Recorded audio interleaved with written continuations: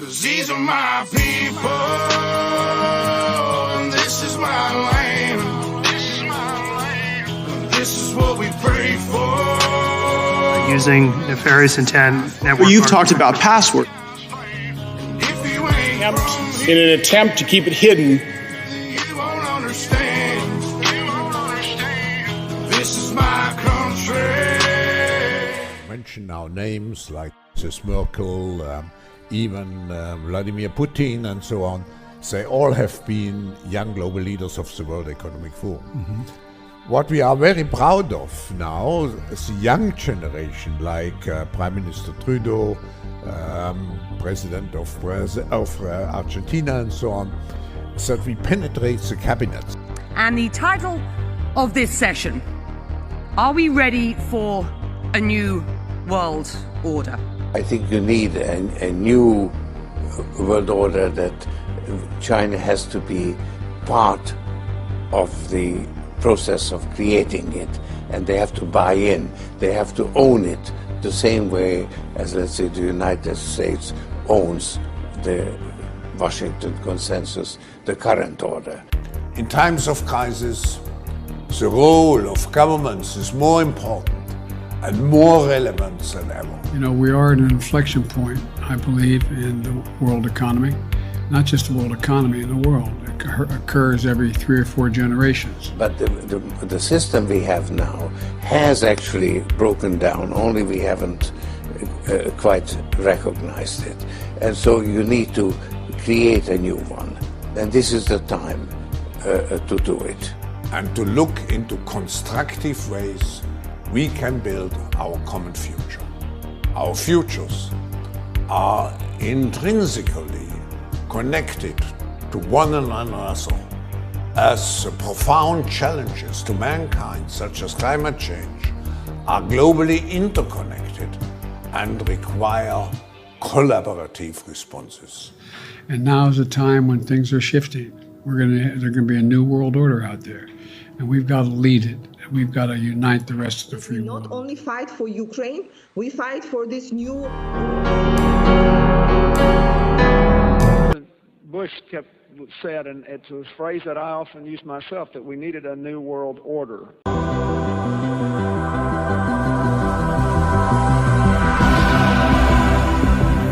See, it takes some gall to tell Americans we're going to create a new world order after the last one, globalization, wrecked our jobs and kind of was responsible for the rise of China.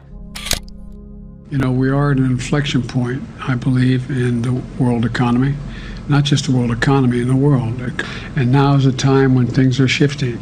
There's going to be a new world order out there, and we've got to lead it. Joe wants to lead the new world order. He can't even keep his own house in order. And so what we're witnessing is the violent eruptions of a great tectonic shift in global power. As U.S. global power declines, China ascends, power shifts from the West, from Europe and the United States, towards Asia, and we're witnessing then an historic change, constructing a new kind of world order, far less concerned with human rights, far less concerned with law, a kind of transactional world order of mutual convenience. Remember back in the early 90s when the Soviet Union collapsed? Bush 41 said the New World Order was an opportunity. We have in this past year made great progress in ending the long era of conflict and Cold War. We have before us the opportunity to forge for ourselves and for future generations a new world order. Well, sadly, Bush lost, and Clinton, Wall Street, and stupid senators like Joe Biden shaped the New World Order. And that New World Order ended up just being massive globalization, putting other countries first and America last, pushing deals like NATO and NAFTA, where we opened our borders, shipped our jobs down south to Mexico, and empowered the cartels that are funneling drugs into our neighborhoods. And China can thank the New World Order for their giant leap forward. We're joined by Alfred McCoy, professor of history at University of Wisconsin-Madison, author of numerous books, most recently, To Govern the Globe, World Orders and Catastrophic Change. His recent article for The Nation is headlined, Russia and China Together at Last. And that's also a reference to the historic meeting between Putin and Xi Jinping on February 4th of this year, when the two met during the Winter Olympics, and they issued an historic 5,300-word declaration that laid claim to establishing a kind of new global order, to attacking U.S. global hegemony, and to build upon their strong bilateral alliance, their very close economic integration in the field of energy, and to simultaneously block NATO from threatening Russia and block the United States from supporting Taiwan against China's legitimate claims to Taiwan.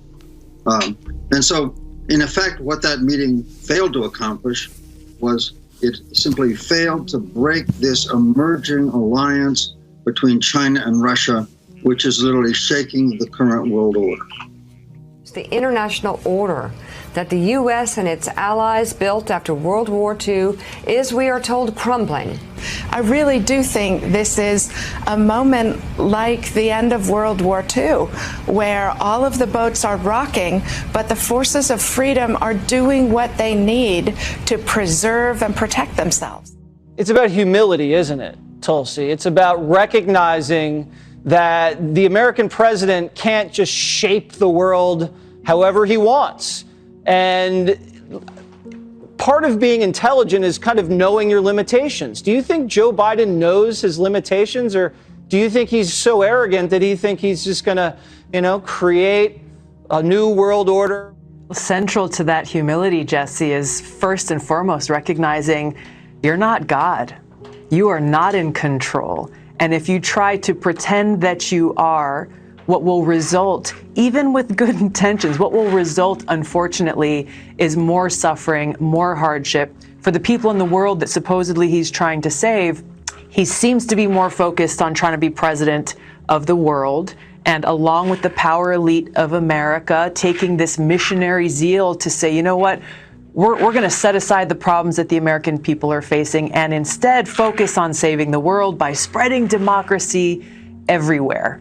It's just a bigger version of Obama's Arab Spring, where he took his kind of messianic attitude towards trying to save the Middle East by spreading democracy, but really just left destruction, suffering, and death in his wake. And that is exactly what we will see play out if he continues to think that he is and can be somehow the controller of all people and all things in this world. I mean, he can barely even control himself, let alone the entire world. That because of their alliance and their dominant position in this great landmass that comprises 70% of the world's population and productivity, that it almost inevitably that they are going to emerge as the new centers of global power on the planet.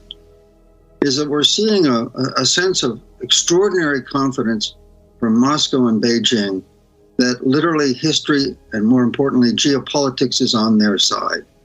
They believe that their alliance gives them such dominance, such power on the massive Eurasian landmass that they can prevail, that they can not only dominate the landmass, they can dominate international politics. In essence, they are pursuing a geopolitical strategy to break U.S. control over the Eurasian landmass and thereby break U.S. global power.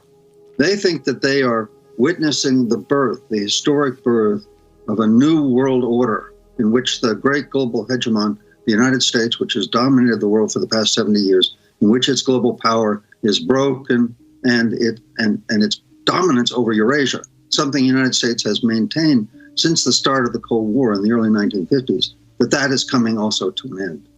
And they can break U.S. global power, and they together can construct a new global order.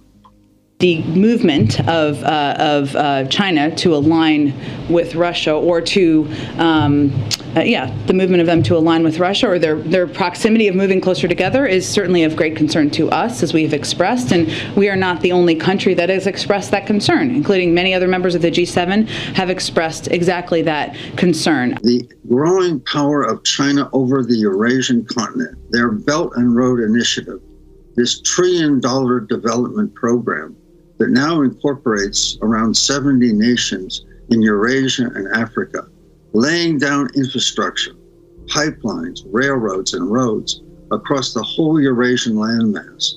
If this development project succeeds, and it's 10 times the size of the Marshall Plan that the United States used to rebuild Europe after World War II, it's the biggest development scheme in human history.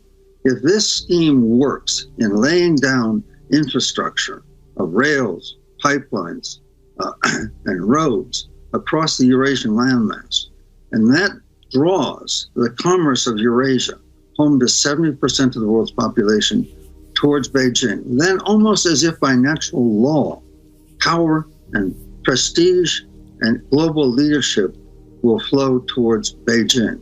Because every global hegemon for the last 500 years, from the Portuguese to the Spanish, the Dutch, the British, the United States, and now the Chinese, have done one thing in common. They have all dominated Eurasia.